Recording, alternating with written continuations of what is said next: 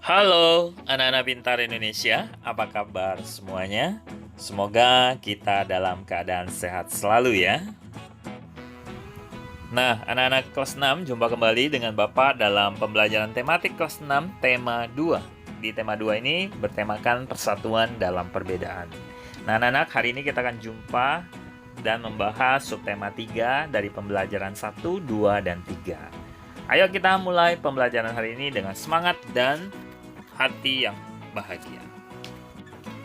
Oke, kita mulai dengan pembelajaran 1. Subtema 3, bersatu kita teguh. Persatuan akan memperkuat tekad sehingga menghasilkan tujuan yang ingin dicapai. Nah, hari ini kamu akan belajar tentang persatuan yang membuahkan hasil sesuai dengan harapan. Kegiatan Ayo Membaca. Ayo kita baca bersama-sama. Menjaga persatuan dan kesatuan bangsa merupakan kewajiban seluruh rakyat Indonesia karena negara kita terdiri dari berbagai suku, agama, dan ras. Sebagai pelajar, kamu dapat bersatu dalam diskusi saat belajar di dalam kelas. Persatuan yang memperteguh tekad dalam mencapai tujuan telah dicontohkan oleh para pejuang kita. Proklamasi Indonesia sebagai tonggak kemerdekaan Indonesia merupakan wujud dari persatuan bangsa Indonesia. Kemerdekaan Indonesia dicapai setelah melalui perjalanan panjang para pejuang bangsa melawan penjajah. Persatuan yang kuat memperteguh tekad mereka untuk mewujudkan negara yang berdaulat, adil, dan makmur. Keteguhan hati dalam mewujudkan persatuan dapat dicontoh dari seorang pemuda di masa proklamasi kemerdekaan. Nah, berikut ini amatilah tulisan berikut ini, naskah proklamasi tulisan tangan dari Insinyur Soekarno ya. Coba lihat di sana tulisan tangan presiden pertama kita. Lalu naskah proklamasi tersebut ya diketik oleh Sayuti Melik ya. Nah, di sampingnya ada foto BM Dia ya. Nah, siapa itu BM Dia? Mari kita pelajari bersama-sama. Oke, berikut ini bacaan BM Dia dan naskah asli dari proklamasi. Teks proklamasi awalnya ditulis oleh Soekarno, kemudian diketik oleh Sayuti Melik agar terlihat rapi. Teks asli tersebut kemudian dibuang ke tempat sampah ya. Setelah dibacakan dibuang ke tempat sampah. Lalu salah satu seorang pemuda yang ikut hadir pada saat persiapan proklamasi kemerdekaan yaitu BM Dia. Ia mengambil naskah asli dari tong sampah dan disimpannya. Ia menilai bahwa teks tersebut itu memiliki sejarah yang tinggi. Lalu naskah asli yang disimpan oleh BM Dia ini selama 46 tahun, 9 bulan, 19 hari, kemudian dikembalikan kepada negara, yaitu bangsa Indonesia. Dia membawa naskah asli proklamasi kemerdekaan Republik Indonesia pada Selasa pagi 19 Mei 1992 pukul 10.30 dan menyerahkannya melalui Presiden Soeharto. Naskah itu kemudian disimpan dan diarsip oleh Arsip Nasional atas anjuran dari Presiden Soeharto. Keputusan BM Dia untuk menyimpan naskah asli sangat tepat. Seluruh bangsa Indonesia sampai sekarang dapat menikmati naskah asli dari proklamasi dan belajar banyak dari kejadian saat itu. Selanjutnya, kita baca di sana ada beluntas. Beluntas adalah tumbuhan semak. Tumbuhan ini bercabang banyak, berusuk halus dan berbulu yang banyak. Beluntas dapat tumbuh di daerah kering, tanah keras, dan berbatu.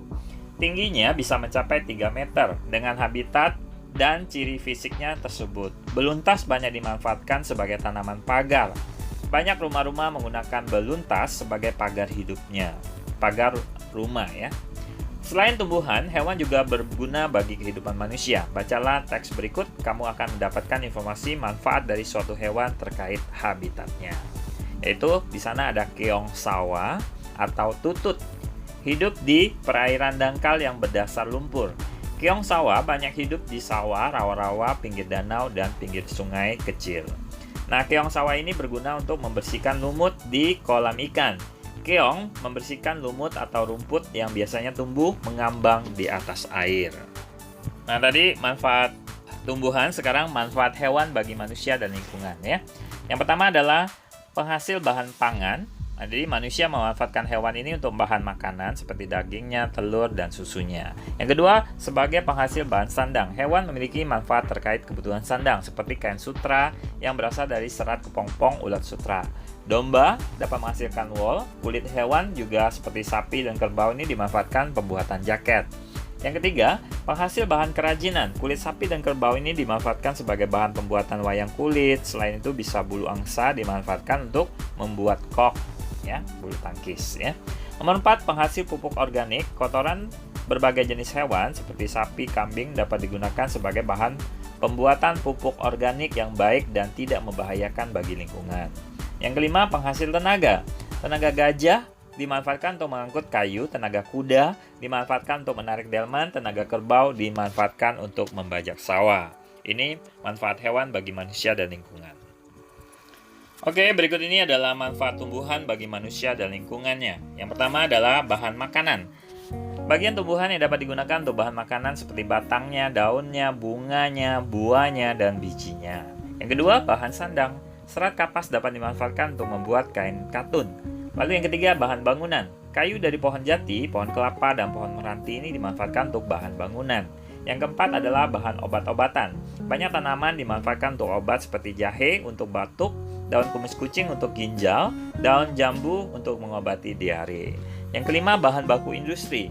Jadi industri memanfaatkan tanaman sebagai untuk kebutuhan manusia, seperti getah karet untuk pembuatan ban, getah pinus dalam industri cat, kayu pinus digunakan industri kertas, buah kelapa sawit dimanfaatkan sebagai minyak goreng. Yang keenam, bahan pewarna alami seperti sawi dan pandan ini sebagai warna hijau, wortel sebagai warna jingga, dan kunyit sebagai warna kuning. Yang terakhir, menjaga kualitas air. Tanaman bakau, ya, menjadi penyaring alami dari air laut menjadi air tawar. Ini manfaat tumbuhan bagi manusia dan lingkungan. Oke anak-anak, kita masuk ke pembelajaran 2. Pernahkah kamu mendengar pepatah bersatu kita teguh, bercerai kita runtuh? Nah, apa makna pepatah tersebut bagi bangsa Indonesia? Ayo kita diskusikan bersama-sama. Jadi di sini ada jawabannya. Menjaga persatuan dan kesatuan bangsa merupakan kewajiban dari seluruh rakyat Indonesia. Karena negara kita terdiri atas berbagai suku, agama, dan ras. Persatuan dan kesatuan merupakan hal yang sangat penting baik dalam rangka merebut, mempertahankan, maupun mengisi dari kemerdekaan. Nah, bersatu kita teguh mengandung makna menyatunya berbagai unsur dan perbedaan yang ada menjadi suatu kesatuan yang utuh dan serasi sehingga muncul suatu kekuatan. Nah, bangsa Indonesia telah membuktikan bahwa dengan persatuan dan kesatuan kita mampu menghadapi penjajah dan akhirnya meraih kemerdekaan. Nah, anak-anak, berikut ini adalah kunci jawaban halaman 109 dan 110. Jadi di sana ada soal, apa makna bersatu kita teguh? Seperti yang dikatakan Edo, itu bersatu kita teguh mengandung makna menyatunya berbagai unsur dan perbedaan yang ada menjadi suatu kesatuan yang utuh dan serasi sehingga muncullah suatu kekuatan. Yang kedua, mengapa persatuan dan kesatuan itu sangat penting bagi bangsa Indonesia? Karena dengan persatuan dan kesatuan, bangsa Indonesia itu mampu menghadapi penjajah dan akhirnya meraih kemerdekaan. Yang ketiga, berikan 3 contoh sikap yang mencerminkan persatuan dan kesatuan dalam kehidupan kita sehari-hari. Yang pertama adalah menciptakan suasana rukun, lalu melaksanakan tanggung jawab, dan saling menghormati antar sesama. Nah, anak-anak, selanjutnya kita masuk ke pembelajaran 3. Hidup rukun dalam perbedaan merupakan landasan terciptanya persatuan dan kesatuan bangsa. Jadi kita harus hidup rukun, ya.